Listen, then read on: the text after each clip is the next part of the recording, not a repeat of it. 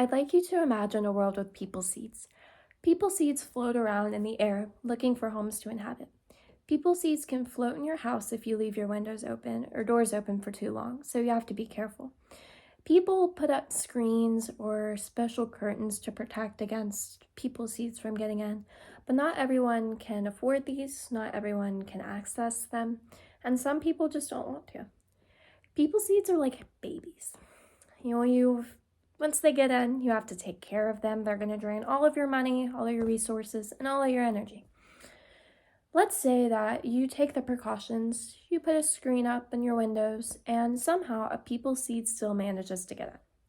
Do you believe that you are now responsible for this people seed and you have to share your home and take care of it? Hi, my name is Kylie Huff, and this scenario is a thought experiment by Judith Thomson, whose work we will be examining today. Thomson argues that while fetuses do have a right to life, the mother's right to bodily autonomy will outweigh a fetus's right to life. First, we will examine the common pro-life position and then Thomson's opposition using two analogies. Next, we will look at Thomson's position herself on abortion. Thomson begins her argumentation by looking at the common pro-life position. Many people who oppose abortion believe that fetuses are morally equivalent to people, so they have a right to life, and therefore abortion is morally impermissible. Thomson will challenge the premise that fetuses have right to life, and that makes abortion morally impermissible.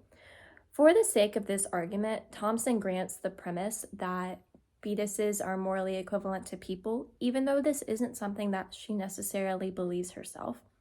In the scientific and the philosophical community at large, there's been debate over when exactly personhood begins, and as of now, there's no definitive answer. So for argumentation, we grant that premise. To begin her argument supporting the pro-choice position, Thomson provides the analogy of a violinist. I got it right here. So let's look at our chart. We've got our thought experiment right here, the moral implications, and the analogy on this side. So imagine, hypothetically, you've been kidnapped and you're plugged into a famous violinist. The only way the violinist lives is if he's plugged up to you for approximately 9 months. You didn't choose to have this violinist plugged up to you. You didn't consent, and now it's your choice whether he lives or dies. Thomson would say that obviously you have the right to unplug from the violinist. Your right to control your body trumps the right of the violinist to life. Everyone has inherent rights, and one's right to their own body outweighs the right of life to another. Now, the violinist argument can be translated directly to cases of pregnancy from rape. Women's rights to their own bodies outweigh the right of a life to a fetus, especially if they didn't consent to it being there. However, this analogy only fits in cases of rape because in the case of the violinist, you didn't consent to being kidnapped. And in cases of rape, you didn't consent to having sex.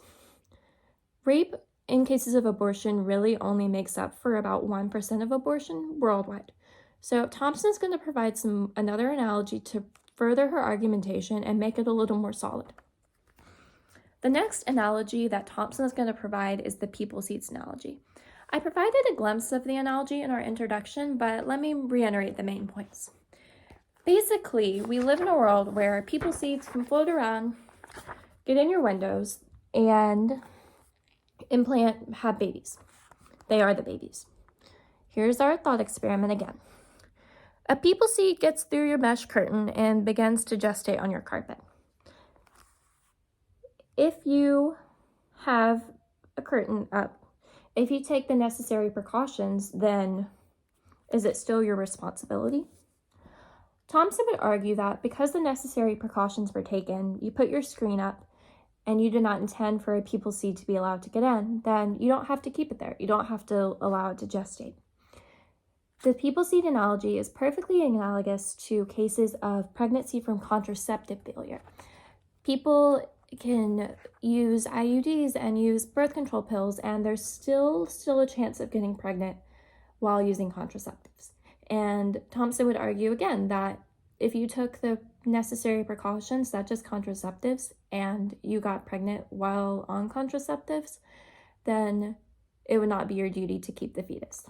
However, again, Cases of contraceptive failure, cases of abortion due to contraceptive failure really only account for a small percentage of those who are, of those people who are getting abortions. So the analogies that Thompson provides aren't perfectly analogous to a lot of the cases, but they go to show that the main point of her argument is that while fetuses do have right to life, the right to life does not outweigh a woman's right to bodily autonomy.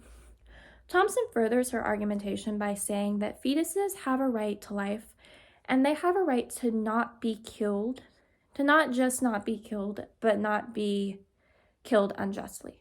Abortion, in the sense of a woman preserving the right to her bodily autonomy, that's justified. It's just. It will not be acting unjustly against the fetus. Furthermore, a fetus does not have a prior claim to a woman's body like a woman has a claim to her own body. We all have rights and control our own bodies, and a fetus doesn't just be able to claim a body as its own. In conclusion, Thompson believes that fetuses have rights to life and women have a right to bodily autonomy, and that while fetuses do have a right to life, the women's right to bodily autonomy will outweigh the right to life, and therefore abortion is permissible in most cases. Now it's time for you to decide. Is Thompson's argument plausible?